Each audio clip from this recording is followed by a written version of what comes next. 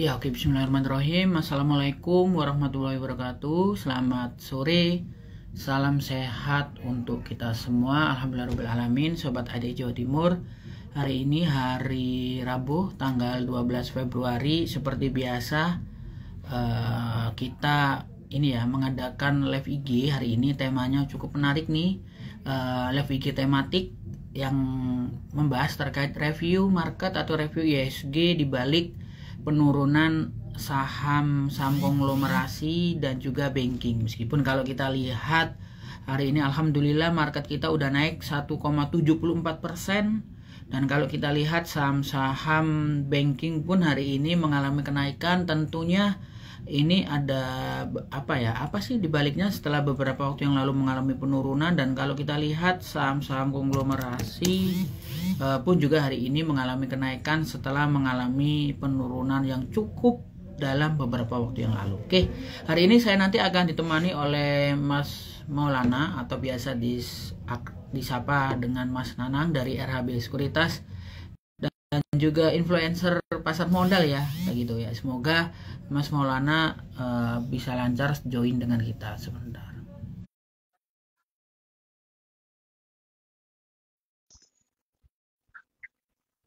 Halo, selamat sore Mas Maulana. Ini suara terdengar ya? Ya, suaranya kurang besar Mas Maulana. Kurang besar.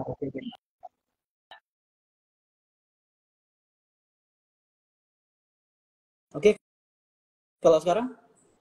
Ini baru nih, lebih renyah nih suaranya Mas Maulana. Oke, Oke, oke Mas. Oke Mas Maulana, hari ini kita sengaja mengadakan live IG tematik ya, Mas, karena beberapa waktu yang lalu, seminggu ini kalau kita lihat penurunan saham-saham banking dan juga saham-saham konglomerasi yang memiliki bobot yang besar di IHSG ini penurunannya lumayan signifikan. Sehingga market kita sempat kemarin menyentuh 6.500, alhamdulillah hari ini naik 6.600. Makanya ini kita lihat wajahnya Mas Maulana, Mas Nanang ini hari ini cerah sekali dibanding sebelum-sebelumnya ya Mas ya. Naik 1,74% soalnya IHSG. Ya. Oke Mas Maulana, terkait kondisi market mungkin ada yang ingin disampaikan ke Sobat di Jawa Timur terkait tema kita pada sore hari ini. Silakan Mas Maulana. Oke, Mas Asikin, terima kasih dan selamat sore buat teman-teman Sobat IDX dan juga ini ya, Smart Trader. Kalau kami biasa nyebutnya dengan Smart Trader ya, atau Smart People lah gitu. Oke, kalau mengenai kondisi market akhir-akhir ini ya, kalau kita ketahui sih sebenarnya sih kalau dari secara teknikalnya tuh memang kita kan sudah berada di fase ini head and shoulder gitu, yang artinya tuh tren untuk bearish ya, atau marketnya mau turun gitu, bisa juga crash gitu. Nah, tapi kalau dari sisi sentimen atau fundamental kita ketahui per Januari kemarin ya, setelah Presiden Trump itu jadi itu, memang kan ini sudah diantisipasi sebenarnya oleh para pelaku pasar, bahwasanya nanti ketidakpastian di pasar itu semakin kuat gitu ya kan. Apalagi kita tahu bagaimana kalau secara globalnya Presiden Trump ini kan memang dia seringkali memberikan statementnya tuh yang berpengaruh juga kepada atau direspon nih sama pelaku pasar gitu. Nah itu, jadi kadang dia bilangnya A, besoknya dia bisa berubah B gitu. Nah nanti paginya A, sorenya jadi D, atau malamnya nanti bisa bermacam-macam lah, penuh dengan ketidakpastian gitu di market sentimen globalnya gitu. Dan satu sisi untuk dari dalam negeri kita memang banyak sentimen yang mungkin kurang menarik gitu. Kalau kita ketahui kita di kuartal 1 ini nantinya yang harus menjadi sorotan kita adalah nanti di kuartal ini ada jatuh tempo dari obligasi kita, bunganya gitu, yang kurang lebih sekitar 193 triliun. Nah, ini memang sebenarnya sih kalau kita ketahui mungkin pemerintah seringkali menjelaskan bahwasanya ini masih cukup prudent, artinya masih cukup aman gitu dari sisi keuangan pengelolaan negaranya gitu. Itu memang betul. Hanya saja mungkin yang perlu dicermati juga bahwasanya itu dalam konteks kestabilan kondisi global gitu. Nah, sekarang dengan ketidakpastian global itu tentu pastinya harus ada adjust nih dari pemerintah itu, dan kita ketahui adjust yang dilakukan adalah pengefisienan anggaran APBN gitu ya kan, sampai beberapa kementerian segala macam itu dipangkas kurang lebih sampai 83 triliun kurang lebihnya gitu. Nah, ini salah satu cara atau langkah dari pemerintah untuk untuk menjalankan program-program yang akan dilaksanakan di tahun 2025 ini gitu. Nah, itu yang menjadi salah satu sentimen dalam negerinya gitu. Nah, lalu bagaimana nanti di pasar modalnya ya? kalau kita lihat dari sisi teknikal, sebenarnya tadi kita sudah sebutkan bahwasanya sudah head and shoulder nih. Nah, artinya memang ada peluang market itu untuk bearish seperti itu Mas Asikin. Hanya apakah bearishnya lantas tidak ada peluang? Enggak, pastinya ada peluang yang bisa kita cermati di situ. Nah, kayak gitu Mas Asikin. Mungkin nanti kita tinggal ngikutin aja sih perkembangan globalnya apa kayak gitu sih. Seperti itu Mas Asikin kurang lebihnya. Ya, oke. Dan kalau kita lihat nih secara teknikal aja ada yang menarik nih dengan indeks kita nih, Mas Maulana. Kalau kita lihat pada tanggal 20 September 2024 itu IHSG kita itu new high. Jadi di level 7.910. Kemudian September, Oktober, November, Desember, Januari, Februari, 5 bulan kemudian, tepatnya kemarin, yaitu tanggal 11 Februari, ISG kita menyentuh new low ya, yaitu dengan 6.500 yang merupakan terendah juga cukup lama nih ya, tahun belakangan 6.500 salah satu yang terendah. Jadi ini kan kondisi yang sangat luar biasa, dari yang paling tinggi poinnya turun sampai yang paling rendah. Nah, gitu. Ini sangat fluktuatif sekali market kita. Ini kira-kira nih faktor apa aja nih yang sangat mempengaruhi market kita bisa terjadi turbulensi seperti sekarang nih, Mas Maulana? Oke, ya. Yang pasti ini nggak lepas dari pengaruh ini ya, situasi global ya, yang penuh dengan ketidakpastian gitu. Dimana kalau kita ketahui bahwasanya kalau kita menyorot dari karakternya si Donald Trump ini atau Presiden Trump ini kan dia cenderung proteksionis tuh ke dalam negerinya, ya kan ya, otomatis dalam hal ini dia akan lebih mengedepankan kebijakan secara perekonomiannya itu lebih ke American power-nya gitu. Artinya ini akan berpengaruh ke salah satunya pasti ke mata uang, yaitu dolar. Ya otomatis mata uang dolar nantinya akan menguat seperti yang kita ketahui sampai detik ini, akhirnya itu juga terimbas juga ke kita. Jadi banyak capital outflow itu memang terjadi. Yang satu memang karena pengaruh dari kebijakan atau situasi yang global yang ada, di mana saat ini yang memang berpengaruh dari Amerika ya, terutama dari Donald Trump itu. Pastinya dari ini fluktuasi mata uang kita Mas Asikin gitu. Jadi memang mata uang kita itu melemah. Yang menjadi triggernya salah satunya kalau dari dalam negerinya mungkin yang itu tadi saya sebutkan, sentimennya adalah di ini ya, jatuh temponya utang kita itu yang kalau tahun ini aja sepanjang tahun 2025 ini kisaran 900 triliunan.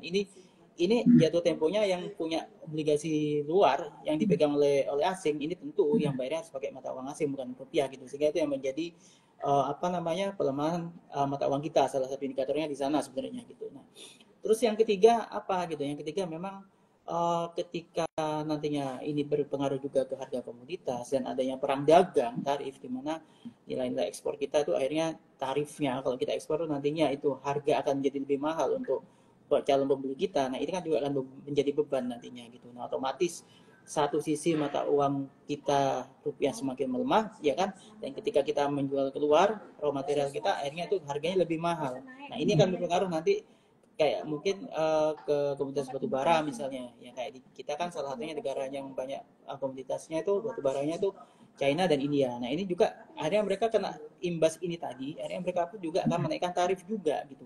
Jadi semua bahan baku yang diimpor ke negara mereka gitu, itu juga akan mereka naikkan tarifnya juga. Begitu juga dengan ekspor kita nantinya. Jadi kalau yang semula kita bisa menjual dengan harga yang sangat terjangkau, nah ini nantinya ini yang akan berpengaruh juga ketika barang yang kita nanti ekspor itu tentunya akan semakin mahal, dan ini akan mempengaruhi daya beli atau neraca dagang kita nantinya sih, imbasnya ke sana. Nah, ini yang akhirnya menjadi pemberat dari IHSG gitu. Sehingga kesimpulannya pelemahan mata uang itu menjadi salah satu indikator pemberat lah untuk IHSG kita gitu. Dan ini akan berpengaruh kepada emiten-emiten yang pertama yang impor tuh. Nah gitu, seperti basic material yang impor. Kalau yang ekspor sih mungkin masih bisa mengimbangi ya, hanya saja mungkin ada pelemahan karena semula yang terserap 100% di market, tiba-tiba karena adanya perang tarif ini paling hanya 40-80% nantinya gitu.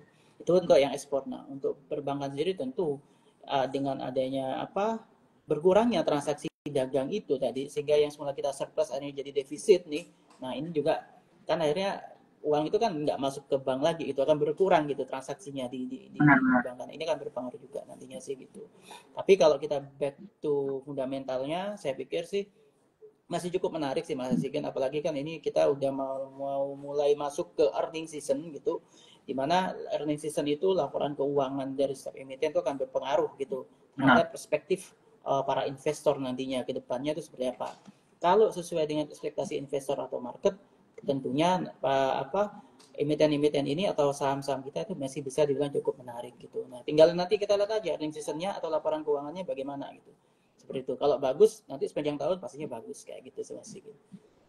Iya, benar. Apalagi setelah ini kan musim bagi dividen juga ya, Betul, Mas Maulana ya. musim-musim Tentunya dividen. momentumnya sangat bagus sekali ketika kita diberikan kesempatan mendapatkan harga saham yang lebih murah. Ya, oke, Mas Maulana, dengan penurunan yang luar biasa tadi ya, dari tertinggi di 7.910 turun sampai 6.500, jadi sekitar 1.400 poin ya, sekitar turun. Salah satu, bukan salah satu ya, beberapa pemberatnya. Saham pemberatnya adalah saham-saham di sektor banking dan juga saham-saham konglomerasi yang memiliki bobot tinggi, seperti misal brand, kemudian Brand yang cuan dan lain sebagainya. Nah, kira-kira ada apa sih penyebab penurunan dari saham-saham banking yang sebenarnya kan kinerjanya juga oke, kinerjanya memang apa ya, di luar ekspektasi, masih untung tapi keuntungannya persentase lebih turun dibandingkan ekspektasi dari market sama saham-saham konglomerasi. Kira-kira penyebab penurunannya apa nih? Oke. Jadi kalau kita lihat dari ISG, kita tentu nggak boleh lepas dari emiten-emitennya yang kapitalisasinya besar, atau secara otomatis kalau kapitalisasi marketnya itu besar akan berpengaruh juga ke ISG kan, seperti itu Mas Asikin. Contohnya kayak brand atau grup Prayogo ya kan. Jadi mereka dengan kapitalisasi yang besar itu sendiri tentu akan berpengaruh juga ke market. Nah, persoalannya kalau di grup-grup Prayogo kayak brand, cuan dan Petro itu tadi, ini kan mereka kan selalu setiap masa rebalancing itu pasti menguat. Tapi ketika sudah mendekati pengumuman rebalancing MSCI, ya kan seperti yang terjadi di hari ini gitu, akhirnya kalau nggak masuk mereka akhirnya melemah gitu, atau terpukul lah sahamnya turun, crash, koreksi dalam gitu. Sehingga itu pun juga akan mengerit di ISG gitu Mas Ikin. Jadi yang menjadi pemberat di ISG itu, atau yang gendong ibaratnya, yang gendong ISG yang mau nggak mau adalah saham-saham ataupun emiten-emiten yang dengan kapitalisasinya besar. Contohnya dalam hal ini mungkin kayak grupnya Prayogo ya, kayak brand yang dari tahun-tahun kemarin selalu diisukan dan mereka sendiri memang berambisi untuk masuk MSCI. Namun berkali-kali mereka akhirnya nggak masuk, bukan terdepak ya, tapi memang belum masuk ya. Akhirnya itu menjadi trigger di mana mereka akhirnya banyak yang melepas gitu. Seandainya mereka masuk MSCI nanti pasti para pelaku pasar juga akan memborong sahamnya. Nah, karena saham-saham dari grup Prayogo ini juga menjadi yang menggerakkan ISG, dalam hal ini kapitalisasi pasarnya itu juga besar ya, otomatis kalau kita ketahui kayak bulan September kemarin ekspektasinya kan mereka masuk di MSCI itu di bulan September kemarin gitu, itu pun diikuti dengan ISG. Nah, ketika nggak jadi masuk tuh gitu, belum masuk, akhirnya ya otomatis banyak yang wah ini belum masuk nih gitu, ya udahlah kita buang-buang dulu lah, kita keluar dulu lah sahamnya gitu. Akhirnya karena kapitalisasi pasarnya itu besar, emiten-emiten tadi juga berpengaruh juga ke ISG kayak gitu Mas Ikin. Jadi memang saham-saham kayak konglomerasi atau bahkan perbankan ini sendiri, kalau perbankan saya pikir memang lebih kepada ini ya, kinerja keuangan dan fluktuasi mata uangnya aja sih sebenarnya sih Mas Ikin. Nggak lepas dari itu semua sih gitu. Dan yang kedua memang dari momentum ini dividennya nanti, kalau momentum dividennya oke, ya saya yakin sih perbankan masih bisa atau menarik untuk dikoleksi, tapi itu untuk jangka pendek gitu. Karena kalau untuk trennya ya nanti kita bisa dilihat aja di secara teknikalnya, ada beberapa saham perbankan yang sudah menunjukkan sinyal dia inverse hit double cup handle gitu. Jadi ada peluang dia untuk bearish ya, tapi itu untuk jangka menengah sampai panjangnya nanti. Tapi untuk jangka pendeknya mungkin nanti akan ada rebound dengan sentimen, yaitu tadi laporan keuangan, terus yang kedua dengan dividen itu tadi gitu. Jadi kalau yang menjadi pemberatnya ISG dari bulan September kemarin yaitu tadi saham-saham grup Prayogo itu yang dengan kapitalisasi yang besar, mereka dengan ekspektasi mau masuk ke MSCI ternyata nggak belum juga tercapai sampai hari ini, akhirnya itu menjadi salah satu pemberat ISG. Ditambah juga dengan pelemahan mata uang kita ya gitu, sehingga saham-saham perbankan gitu dan dengan capital outflow yang keluar tadi ya otomatis juga akan berpengaruh juga kepada ISG seperti itu. Ya. Oke, menarik sekali. Oke, Mas Maulana, dari empat kita sekarang ini ya, apa coba breakdown satu-satu nih dari tadi sektor banking dan juga sektor saham konglomerasi nih. Kemudian kalau kita ke saham banking nih dari Big Four, dari BBRI, BMRI, BBCA, dan BBNI nih. Kira-kira di harga sekarang ini mana nih pilihan yang paling menarik nih Mas, secara teknikal maupun secara fundamentalnya untuk saham apa saham Big Four perbankan kira-kira yang paling menggoda untuk dibeli itu yang mana nih Mas Maulana? Oke, perspektifnya kalau untuk jangka panjang, Mm-mm. untuk saham-saham BUMN, ini saya masih lebih kepada BNI dan BRI sih sebenarnya. Hanya saja tanda Hmm. kutip untuk BNI ini sendiri, kalau nantinya ada isu apa Sril itu dikeluarkan lagi, otomatis jadi pemberat untuk BBNI untuk naik ya gitu. Tapi kalau kalau di luar itu tadi ada BBRI ini cukup menarik juga gitu untuk jangka panjangnya. Tapi untuk jangka pendeknya saya pikir BBNI laporan keuangannya di atas ekspektasi market, sehingga itulah kenapa di antara tiga bank BUMN itu dia yang paling kencang naiknya hari ini gitu. Jadi memang dari segi kinerja keuangan ini paling paling dominan ya, untuk saat ini paling baik ya gitu. Nah tinggal nanti momentum dividennya di mana yang paling banyak gitu. Nah perspektifnya adalah ketika labanya paling tinggi di antara laba bank-bank BUMN yang lainnya, tentu saja kita mungkin bisa memantau BBNI nantinya gitu untuk jangka pendeknya gitu. Itu untuk yang BUMN. Nah, kalau ditanya Big Four gitu, saya lebih cenderung masih ke konglomerasinya Mas Asikin gitu. Dalam hal ini BCA gitu. Nah, dengan hari ini saja per kemarin sebenarnya sih dari saham BBCA ini sudah menunjukkan sinyal adanya capital Benar, inflow, meskipun benar, tidak benar. tidak besar ya, tidak banyak gitu, tapi udah mulai ada sinyal akan ada rebound lah di saham BBCA gitu. Nah, untuk saham BUMN sendiri memang ini kan laporan keuangan sudah gitu, sehingga memang momentum reboundnya sudah terjadi. Tinggal berikutnya mungkin yang bisa dilirik gitu, kalau udah BUMN-nya udah jalan, nah mungkin BBCA ini bisa bisa kita amati lah besok lah gitu, atau hari ini, atau hari ini udah selesai ya, tapi besok lah gitu mungkin bisa dicermati lah gitu. Intinya sih kalau perbankan secara umum sih, apalagi yang Big Four ya gitu, saya pikir sih ya overall sih kalau mau buat investasi atau swing masih cukup menarik ya gitu. Hanya saja momentumnya aja nantinya di mana kita harus beli ya gitu. Nah ini kan momentumnya karena memang sudah mau earning season dan dividen, itu akhirnya saham perbankan bisa rebound. Nah, mungkin momentumnya bisa kita ambil di situ kayak gitu masih gitu. Jadi kalau untuk Big Four saya pikir sih saya masih lebih kepada BBCA sih, terutama untuk besok gitu. Oke, BBCA masih oke nih Sobat Adik Jawa Timur. Pilihannya dari Mas Maulana dibandingkan dengan Big Four yang lainnya. Kalau kita lihat BBCA hari ini Mas Maulana closing di harga 9.150 nih hari ini. Dan kalau kita lihat tadi sempat di harga terendahnya di 8.950 dan hari ini ditutup di harga tertingginya. Kalau kita masuk di BBCA ini kira-kira range harga yang bisa kita pertimbangkan untuk Bank BCA ini di harga berapa nih? Oke, kalau untuk ini sih sebenarnya sih kalau saat ini ya Mas Sikin, untuk semua perbankan ya, terutama yang Big Four, dengan situasi saat ini kita mungkin bisa mengambil range misalnya dari MA 9 atau MA 20-nya gitu. Untuk saat ini paling tidak mereka akan menguji resistennya di 9.200 dulu. Kalau misal 9.200 berhasil tembus kayak BBCA ini, maka ada peluang dia sampai ke 9.350 sampai 9.400 lah resistennya di sana. Memang pendek banget gitu, memang pendek banget, tapi inilah Nah, momentum yang bisa kita manfaatkan gitu. Kenapa saya bilang begitu? Karena sekali lagi kalau kita lihat berkaca ke belakang patternnya yang secara teknikalnya itu di saham BBCA saja ini dia cenderung double top gitu Mas Asikin gitu. Nah, artinya double top bukan double bottom ya. Kalau double bottom enak mah kita bisa benar. bisa ekspektasi ada bullish run gitu. Tapi ini ada cenderung double top gitu, sehingga perlu konfirmasi apakah saham ini nantinya benar-benar kuat. Kalau memang nantinya dia kuat di 9.600 misalnya nantinya ya, mungkin hari Jumat atau hari Senin nanti kuat di area itu, maka itu konfirmasi bahwasanya akan terjadi rebound atau pembalikan arah gitu. Sehingga nantinya candlenya yang semula itu akan double top, nanti bisa ada peluang dia untuk jangka menengahnya lagi, mungkin untuk selama range 1 bulan ke depan bisa saja nanti malah membentuk hit and shoulder yang dengan konfirmasi waktu mingguan kayak gitu Mas Sikin itu. Jadi memang kalau secara candle ini ya secara teknikal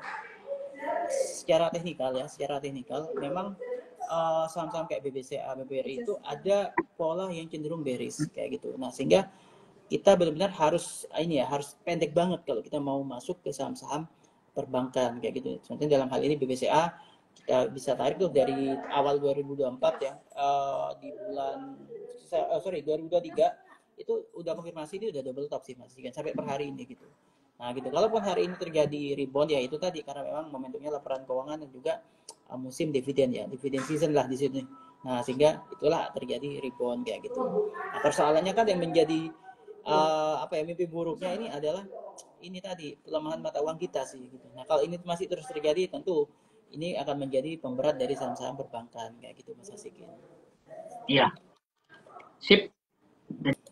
Jadi Sobat Adi Jawa Timur itu ya, jadi beberapa penjelasan terkait saham banking yang kondisinya Mas Maulana tetap di Bank BCA, pilihan yang sangat luar biasa karena memang terbukti bertahun-tahun kinerjanya sangat positif, dan tentunya yang paling kuat juga ya kinerjanya dengan segala perubahan kondisi ekonomi yang ada. Oke, Mas Maulana, sektor banking udah dibahas tadi, kita bergeser sekarang ke saham konglomerasi ya. Saham konglomerasi, kalau kita lihat yang bobotnya paling besar tentunya grupnya Bapak Prayogo Pangestu ya, meskipun beberapa belakangan mengalami penurunan.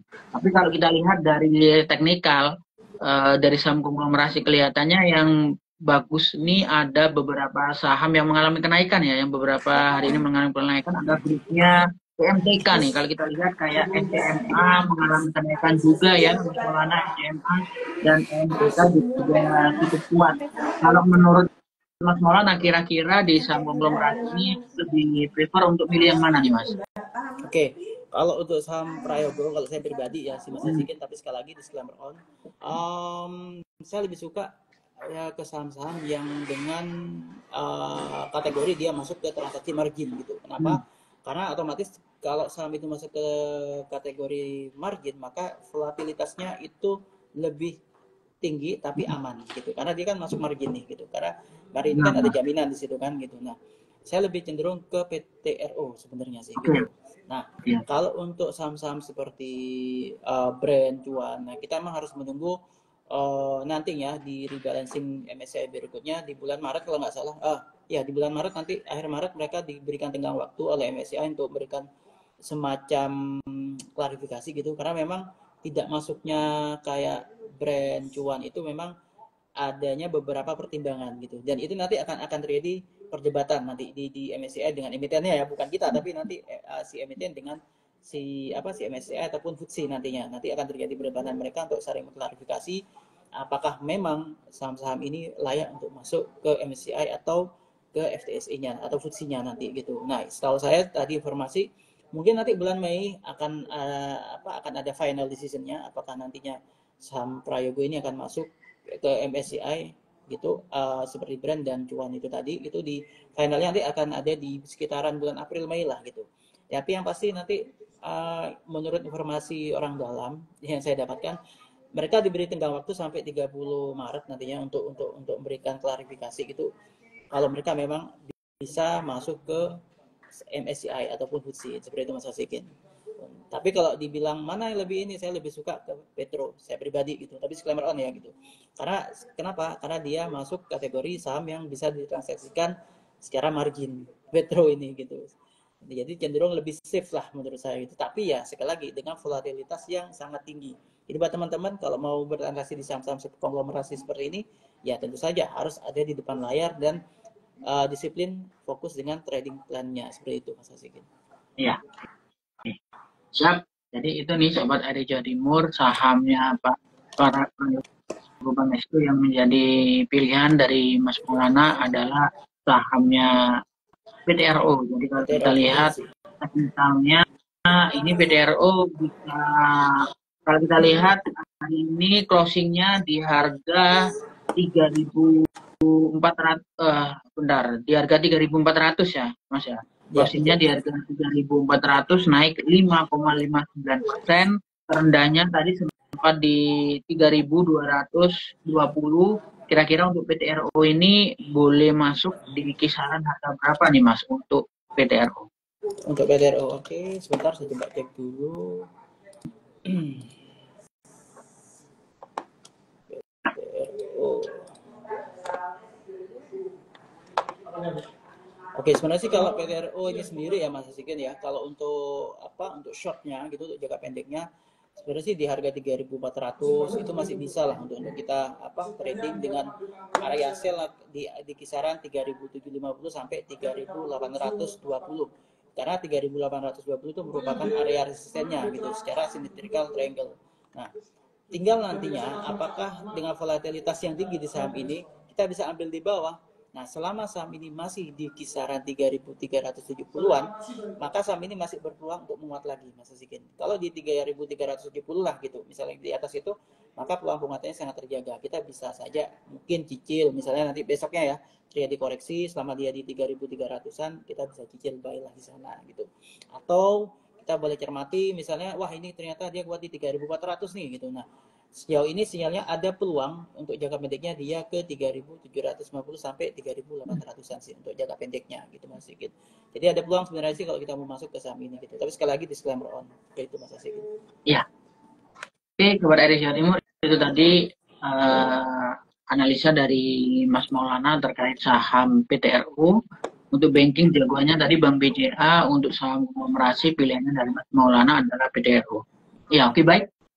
Yang terakhir Mas Maulana, mungkin Mas Maulana bisa menyampaikan advice-nya, saran untuk Sobat ADI Jawa Timur ketika kondisi market seperti ini, apa nih sebaiknya yang dilakukan oleh Sobat ADI Jawa Timur ini? Oke, yang pertama kita jangan panik ya gitu. Karena apapun itu di market itu sebuah koreksi itu baik itu koreksi smooth correction ataupun crash correction itu hal yang wajar di market apalagi ketika ISG kita atau market kita itu sempat menyentuh level tertingginya gitu. Jadi sangat wajar ketika ISG terkoreksi atau ketika saham itu terkoreksi ketika menyentuh harga tertingginya atau ATH-nya gitu. Itu hal yang wajar untuk mereka mencari pijakan terbaru gitu untuk naik lagi nantinya. Dengan tanda kutip fundamentalnya tentu saja masih bagus ya gitu. Nah, jadi nggak perlu panik ataupun FOMO, nggak perlu gitu. Fokus lagi ke trading plan-nya, fokus lagi ke fundamentalnya, fokus lagi ke teknikalnya bagaimana. Kalau bingung teman-teman bisa jangan ikut-ikutan ini ya, jangan ikut-ikutan para influencer juga, jangan, tapi pastikan teman-teman murni informasi yang didapat itu dan keputusan yang diambil sesuai dengan analisa yang teman-teman punya, seperti itu. Terus yang nggak boleh juga lupakan, coba sering-sering ikutin update dari seperti di IDX ini, dari IDX Jawa Timur ya, mungkin ada event-event pelatihan gitu ya untuk mengasah skill ataupun pengetahuan teman-teman lagi di pasar modal, baik itu untuk trading ataupun untuk investor. Lalu yang terakhir, carilah sekuritas yang bisa memberikan advice ke teman-teman sendiri gitu. Tujuannya apa? Ketika terjadi crash market kayak akhir-akhir ini gitu, ada brokernya, ada sekuritasnya memberikan advice ke teman-teman gitu. Jadi nggak semata-mata Sobat IDX ataupun Smart People ini trading sendiri, enggak. Tapi ada yang mengadvise, ada yang membantu, ada yang menenangkan lah ketika terjadi koreksi misalnya. Atau memberikan set opinion lah, atau set view lah gitu. Buat teman-teman supaya nantinya dalam memilah sahamnya atau dalam membuat trading plan-nya itu bisa lebih fokus lagi. Sabar aja, disiplin aja, karena selama sahamnya itu sudah terbukti itu baik performance-nya, saya yakin harganya pasti akan balik lagi, seperti itu sih. Bahkan bukan tidak mungkin akan memberikan keuntungan baik itu capital gain ataupun dividennya gitu. Contohnya kalau kita tahu kayak Big Four ini tadi ya, BUMN misalnya ya kan, ataupun konglomerasi kayak BCA, mungkin kita nyantol gitu ya kan, kita nyantol tapi kita masih dapat dividennya kan gitu. Nah, seperti itu Mas Sigit. Karena fundamentalnya sudah teruji nih kayak gitu. Jadi jangan buru-buru, wah saya nyantol, saya jual, marketnya crash. No, kita masih bisa.